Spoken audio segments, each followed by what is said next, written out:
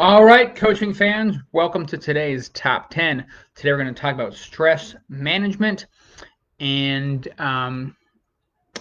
management and self-care. All right, so why do we need to talk about stress management and self-care? Well, nothing can kill productivity, morale, motivation, and creativity like stress. All right, so I'm going to give you some cool tips, including a Salinger Coaching Solution original on how to deal with stress. It's important you can manage that stuff yourself, right? So what is stress? Robert Keegan of Harvard describes stress as stress happens when the demands of the moment exceed one's perception of one's capacities. We feel in over our head, right? That might feel like something you can identify, right? Maybe you regularly have a capacity to do something, and then you're experiencing stress, or members of your team are experiencing stress, right? And that's a total killer of relationships and morale in teams, right? Why is stress so bad? Well, stress can contribute to the loss of feeling control or agency.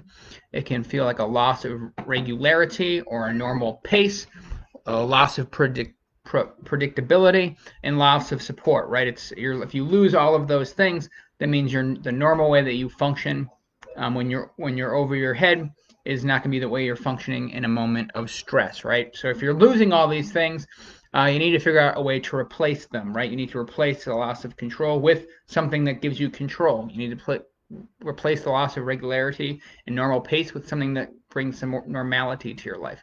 You need to gain back your predictability. You need to come up with something to give yourself some support, right? So when stress happens, right, and this is important for you as a manager or a leader of your team because it's like the same idea as when you're in an airplane. You need to put the oxygen mask on before you can help other people, right? If you're stressed out as a manager, you're stressed out as a leader, it's going to snowball effect into your team. So you need to know how to manage these things yourself so you can effectively also manage your team, right? So self-care tips, right? So all the things that you lose from stress, you need to be empowered to gain them back, right? So self-care helps empower new connections, empower a sense of well-being. That's both emotional wellness, physical wellness, relational wellness, and spiritual health, right? Again, that's emotional, physical, relational, and spiritual. And I'll get into how we can build those capacities for ourselves and our teams, right? And we want to also be empowering creating positive outcomes, right? Stress is negative in that usually when we're stressed out, we respond negatively, and therefore the outcomes are negative. So we need to have self-care techniques that therefore empower positive outcomes, right? We want positive outcomes. We want to get back to our best selves, get back to being creative for ourselves and our teams, and functioning the best we can, right? So without further ado, let's get to it. Stress management and self-care. Number 10, separate your workspace from your relax space. Right, that's especially important now that most people are at home because of COVID, right? You don't want to be having all of your work and your relaxed spaces combined. You need to create boundaries for yourself physically, and that will help you know and pace yourself and create some level of normality for yourself if you sort of continue to act as if you're working in a regular setting so that you're not contaminating your life space and your home space with work, right? It also means you're going to be less likely to be working extra hours because you're mentally like, oh, this is workspace, this is relaxed space. I'm not going to combine those. So that's a healthy boundary to set for yourself, right? With that, in terms of spaces, take some time to go outside. Right, if you need to take breaks during your workday or the minute work is over, make sure you reconnect. Um, you know, uh, with the earth and go outside, get some of that sunshine while it lasts before winter comes and hits you. Right, it's important to go outside. Number 8 is sleep, and I can't stress this enough, pun intended. Right, it's hard to sleep when you're stressed, but it's one of the most necessary things. Right, if you're not sleeping at a regular rate, it's easy to do that. And you want to create a level of consistency for yourself in your sleep. There's lots of science to support that a lack of sleep can kind of contribute to a cycle of stress, right? Number 7, of course, it's hard to sleep when you're not relaxed. So let me give you some tools to help you relax a little bit more, right? One of them is to listen to music. And if you think about music, right, one of the reasons that relaxing helps, that listening to music is so helpful as a self-care technique is, as I said, when you're experiencing stress, it's hard to think creatively. So gaining back some level of creativity can help you feel creative, right? And one technique that you can do when you listen to music is not only just sort of listening to music, but listening to it with intention. So as you listen to music, you can think about how much creativity went into making that piece, right? Or if it's a collab, you can think about how much collaboration went into this music, um, and how each part of it sort of contributed to itself, right? And that can be super motivating, right? If you're having a bad day where nothing's going right, and then you listen to something that just shows the possibility of collaboration and creativity, that can pace you for the rest of the day, right? So listening to music not only helps you get you in a mood, it can also help you think about levels of creativity, right? Speaking of creativity, creative some kind of a creative outlet, right?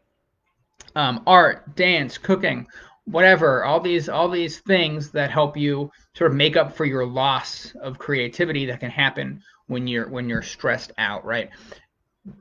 Bringing your creativity back and playing around and just finding new kinds of play and creativity is basically you getting your power back, right? So finding those times in your day to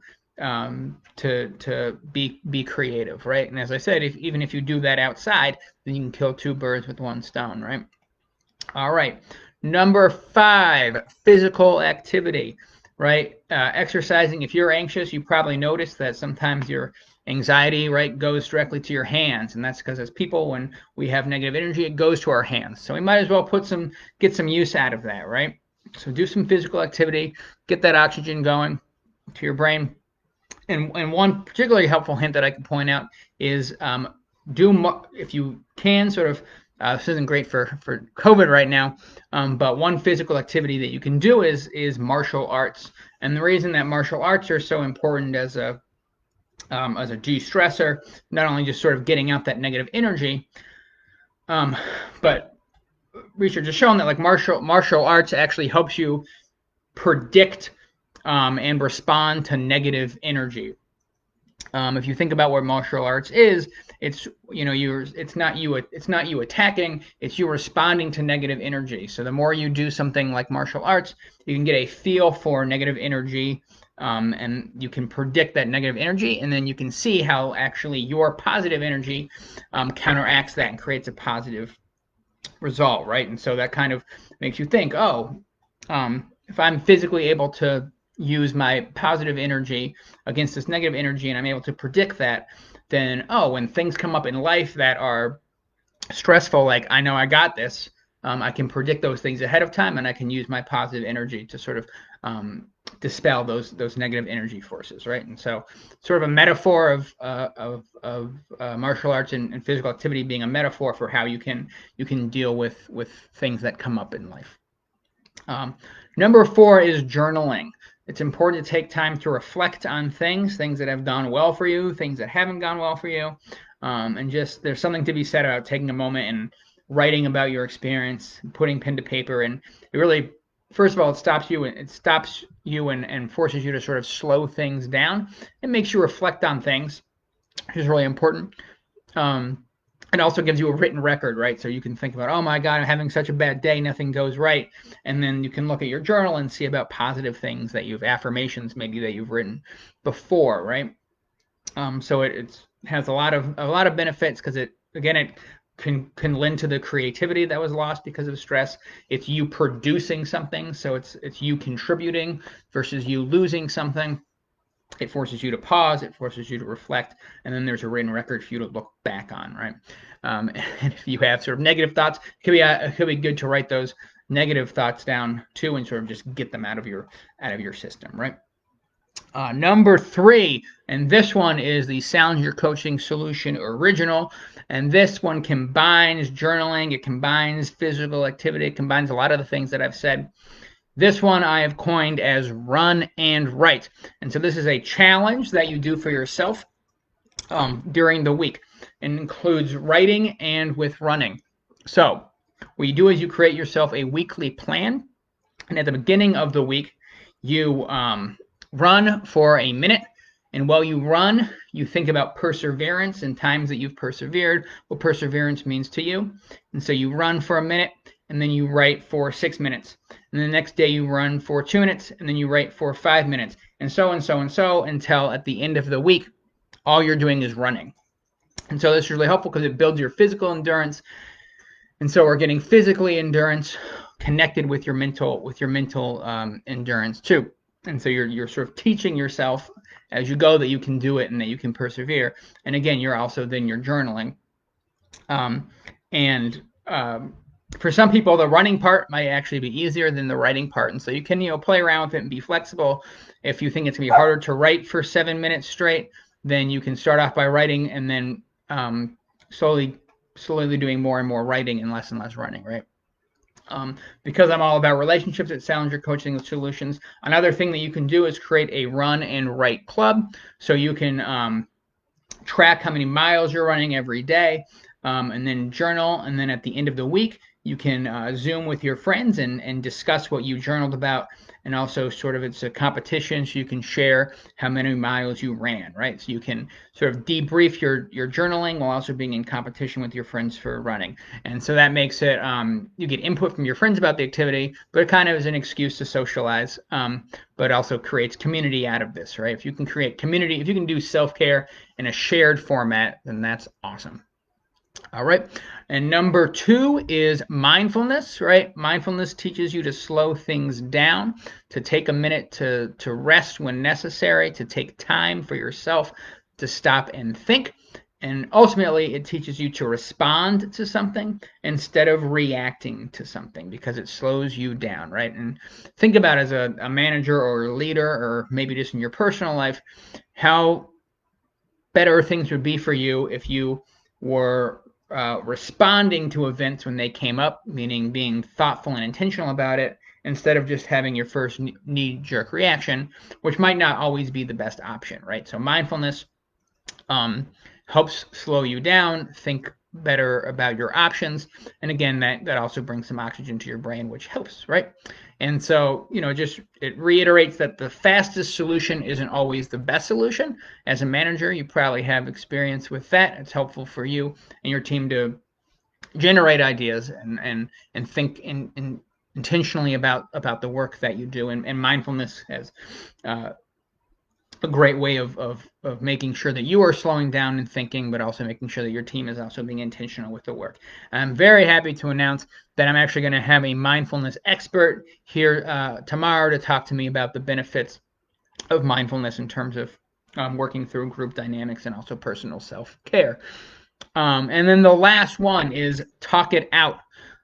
You have to name it to tame it. If you're going through issues, it's important that you talk about those issues. If your team is going through issues, it's important that you address those issues. The longer you postpone having conversations, even if they're difficult conversations, the more those things build up, right? So one thing that may have been a little stressful, if you don't continue to have dialogue about that thing, then it becomes more and more and more stressful. And so that stress builds up over time, and you will be in over your head if you don't talk about it, right? Which is again why we have things like coaches, right? Salinger Coaching Solutions. We help talk it out with people who otherwise would not have a resource to discuss these things. All right, so I gave you some really great tips about how to prepare yourself in times of stress. I talked about creative outlets. I talked about physical outlets. I talked about talking about it. So there are a lot of good resources. And again, stay tuned to this channel tomorrow because we are going to hit you up with an expert on mindfulness. So thank you, everybody. Have a good weekend and take care of yourself.